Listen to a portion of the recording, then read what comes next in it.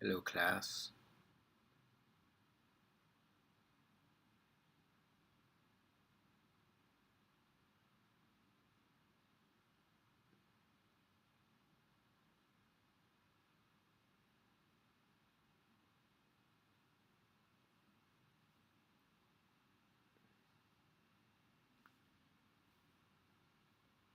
Morning.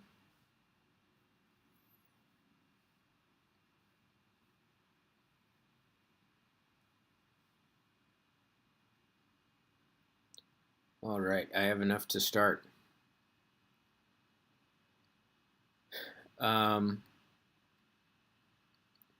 Okay. So we got a pretty easy lesson today. Okay.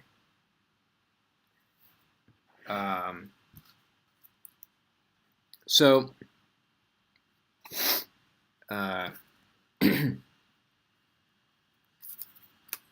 today we are going to talk about energy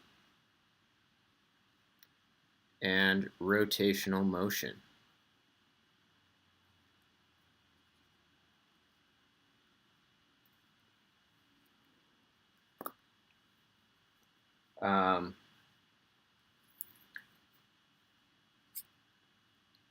So we already learned about the energy of rotation, okay? So the kinetic energy of rotation, I should say, is 1/2 times I times omega squared, okay? And if something is rolling, then we have both translational and rotational kinetic energy. So that would mean that we have, and so the total result, I did the computation in the last lesson, is 1/2 mv squared times the quantity 1 plus I over mr squared. Okay? So these are kind of equations that were developed last time. But in this lesson, I want to talk about gravitational potential energy.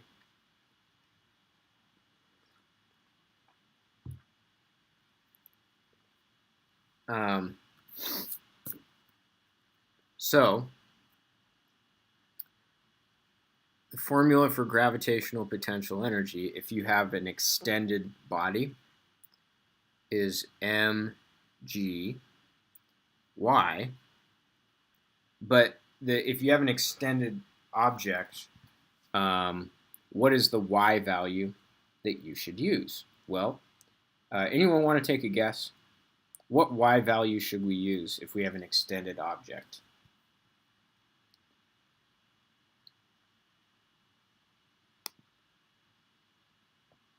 Type it in the chat if you think you know the answer.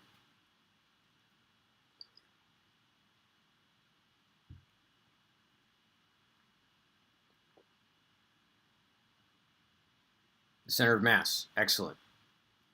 I can prove that for you in the Zoom room or elsewhere, but I'm not going to prove it in this lesson. But yeah, it's the y value of the center of mass. Okay. So really, this is the equation that we are going to. This is one of the new equations for today. So let's do an example. What if we have a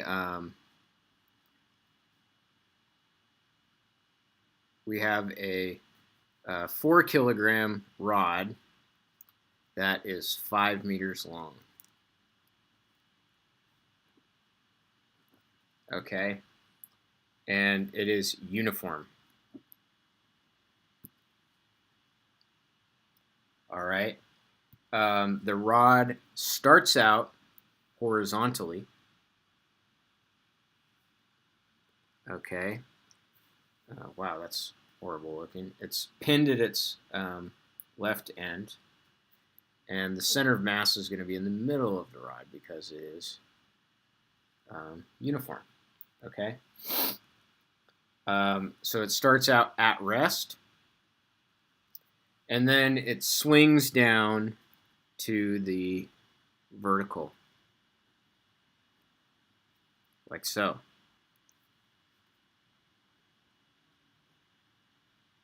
All right.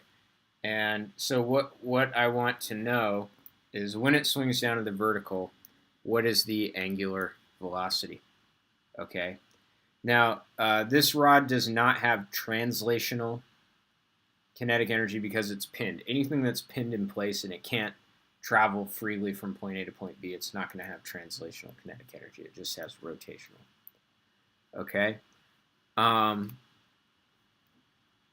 So first thing I'm going to do is I'm going to go ahead and compute the inertia of this rod just as a practice.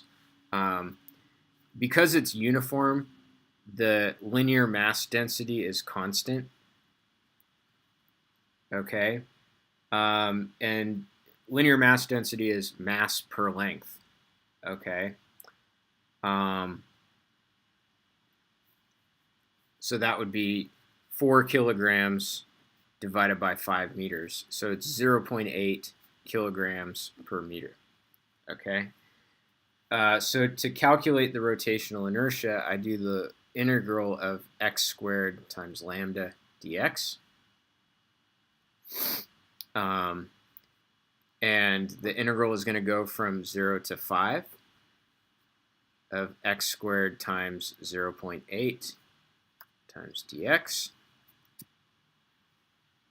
So doing that integral is going to give me 125 over 3 times 0.8, which is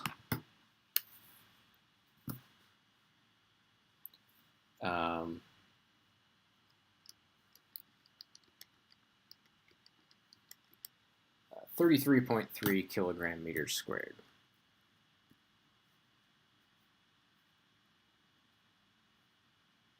I should have been able to do that in my head. I don't know why I didn't. Okay, so that's my I value. All right. Now, if we look at the center of mass, because it is a uniform beam, the center of mass is just going to be in the middle. All right. So I'm going to call the y value of the lowest point, I will call that y equals 0. Okay. And then, so that means that when it is horizontal, okay, that it is 2 meters above when it is at its lowest point. So my y initial is 2 meters.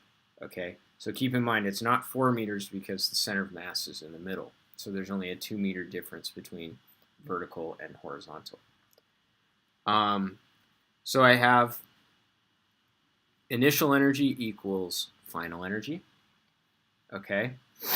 The initial energy is gravitational potential. So I have mg y cm. And then at the bottom, we have all rotational kinetic energy. So I have 1/2 I omega squared. All right.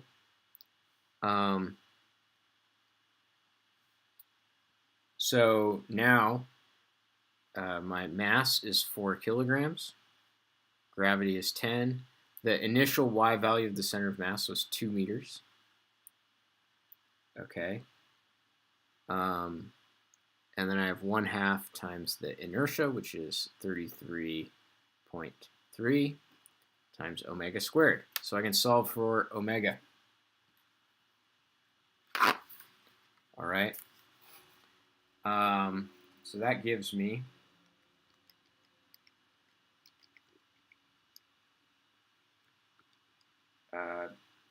omega final is 2.2 radians per second.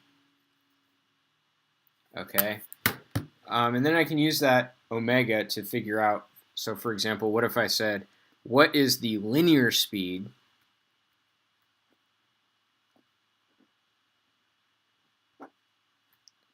What is the linear speed of the end of the rod?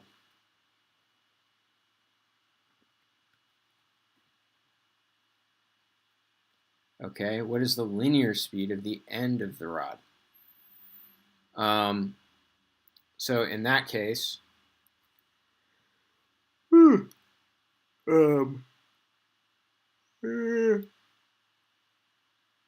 we would use linear speed is omega times r for a rigid body. The omega is 2.2, and the end of the rod is 4 meters away from the pivot point. So I multiply that by 4, and I would get 8.8 meters per second. Okay, so this is an example, a nice little example. All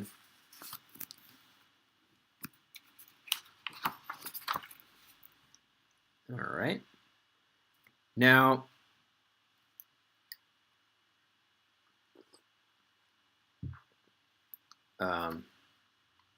here's another example. What if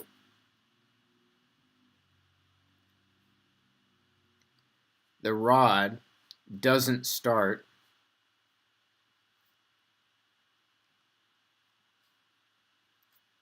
horizontally?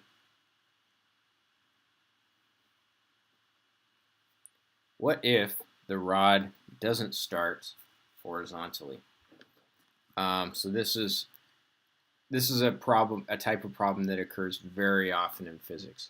So we're gonna simplify this problem. Let's make it a simple pendulum. Okay.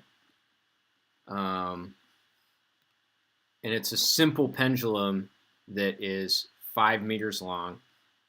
Okay. And the pendulum bob is 4 kilograms. And let's say we displace it from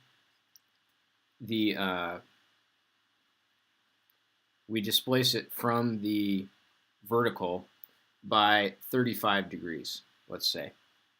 All right. And what we want to know is, what is the angular velocity of the pendulum bob when it gets to the lowest point? Okay. So here is the lowest point right here. So the question is, really the question boils down to is, what was the y value? What is the initial y value? Okay. By the way, because all the mass is concentrated at the end, that means that the center of mass is at the end. Okay. So that's why I'm measuring the change in height of the end. So here's how it works. All right. So you have, and I'll write down the answer sort of theoretically. So this length is L. This length is also L because the pendulum is not changing in length as it swings, okay? This angle is theta, okay? And so the change in y is going to be that difference right there. This is the y initial, okay? So what we can do is we can use trigonometry to figure out what is this distance right here. And I can see that if I think about this right triangle right here, okay, that is going to be L times its adjacent to the angle. So this distance right here is L cosine of theta. Okay, and I know that because the length of the pendulum didn't change, that this entire length is just L. So I can see that the entire length is made up of y naught and L cosine of theta. So that means that L cosine theta plus y naught equals L, which means y naught equals L minus L cosine of theta. All right. So this little calculation appears a lot in physics. Okay, so just, might help you out if you take a physics class in college. So we're going to use that to get the So that's if it doesn't start horizontally. If it starts horizontally or if it starts vertically, for example, it's a really easy problem, but it's a little bit trickier if it doesn't start, if it starts at an angle. So again, I would use conservation of energy. Initial energy is final energy. The initial energy is going to be gravitational potential. So I have mg times y initial, which is that L minus L cosine of theta. Okay, my final gravitation, or my final energy is rotational kinetic energy, 1/2 I omega squared. Because this is a point mass, the inertia of a point mass is just mr squared. R being the distance from the pivot, which is also known as L. So I have mg L minus L cosine theta times 1/2 times ml squared omega squared. I can cancel out the m's. All right. And I get, then I'll plug in numbers, 10 times 5 minus 5 cosine of 35 degrees equals 1/2 5 squared omega squared. I can solve for omega.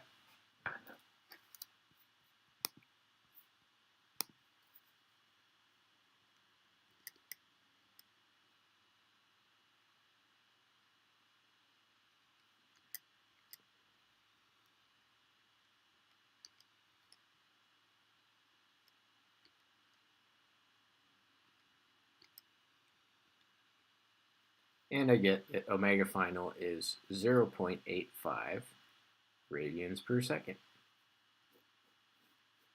All right, so that works out pretty nicely.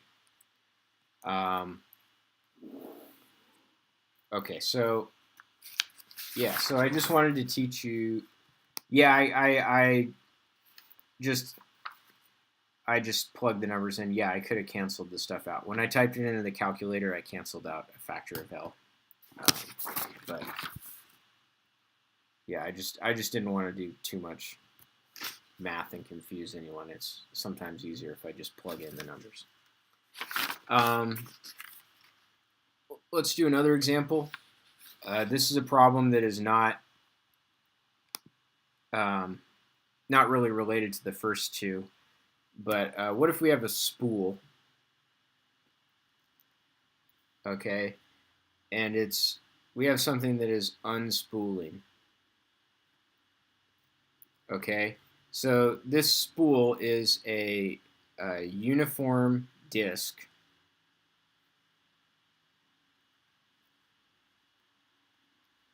of mass, let's say mass 4. I can't think of any numbers besides 4, and radius, let's say 0.3 meters, okay? And this is we'll say it's a 5 kilogram mass at rest initially. The mass then drops. We will say that the amount it drops is, let's say 2 meters. And I want to know, what is the speed after it has dropped that amount? Okay. All right. So so this whole system is starting at rest. So I'm going to use initial energy equals final energy. Okay. The initial energy is, because everything is at rest to start, we only have gravitational potential energy. All right. And I'm only going to count the gravitational potential energy of this mass right here. Why? Because the spool, as it unwinds, the spool's elevation doesn't change. So its y final is the same as its y initial. So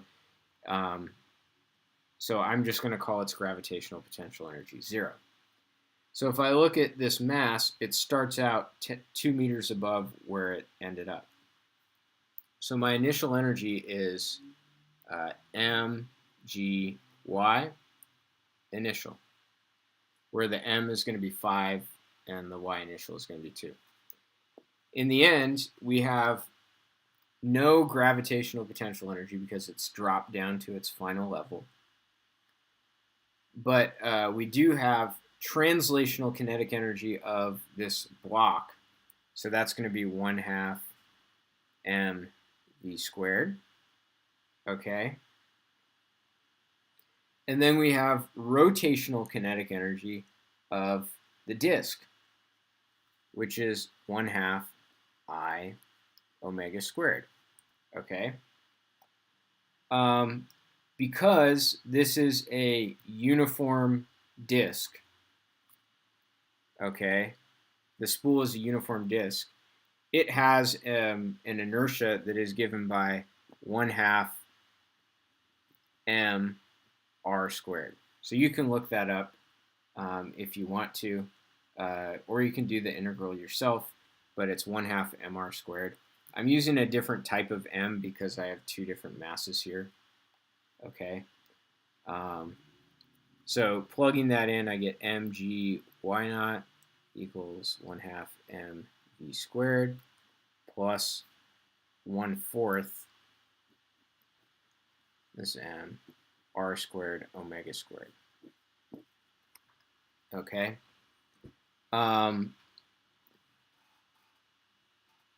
Now you might notice that I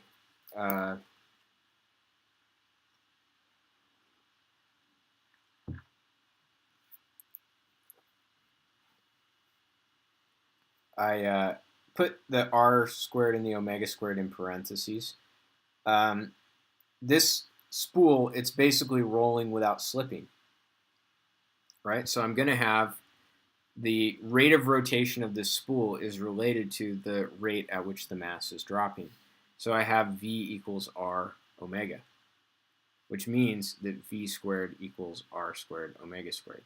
So this thing in parentheses is actually just v squared. Okay, this is v squared. So then I can combine these two like terms. So I have 1/2 m plus 1/4.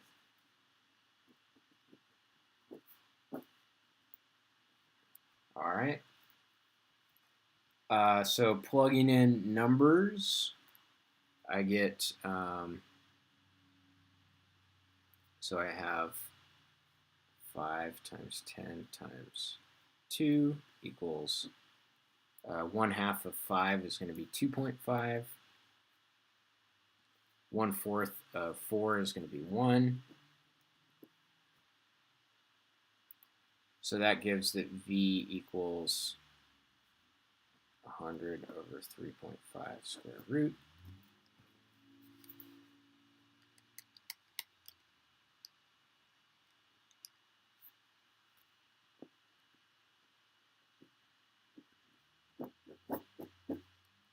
Boom. All right. So this is an example of a problem that uses rotational kinetic energy. So that's a nice little problem. The final thing I wanted to talk about for today, and today's lesson is quite simple.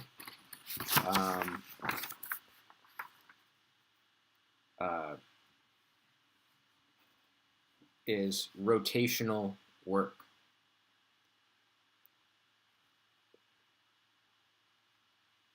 Okay, so forces do work. You might remember the equation for work. It's the integral of force times dx. Torques can also do a work.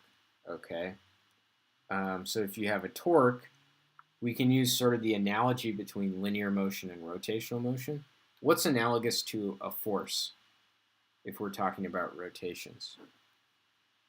I'll wait for someone to type it in. What is analogous to force, and what is analogous to linear displacement?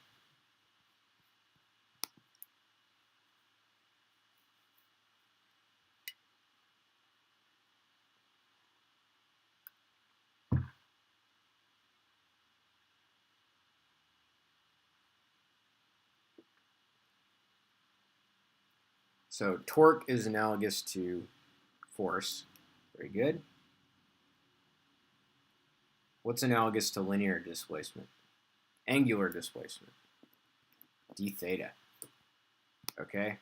So if you have a torque doing work, then this is the equation for work. All right? I can actually, I'll maybe derive this. If you can imagine pushing something. If you push something and it rotates by a certain amount, okay, this distance right here, so the dx is approximately r d theta. So that means that f dx is approximately f times r d theta. Okay, and then f times r is the torque. So that's how you get that relationship. So these two are actually equal to each other if something is rotating. All right. So anyways, that is my lesson for today, and I will see you in the Zoom room for a couple of announcements and then working on the quiz. Okay?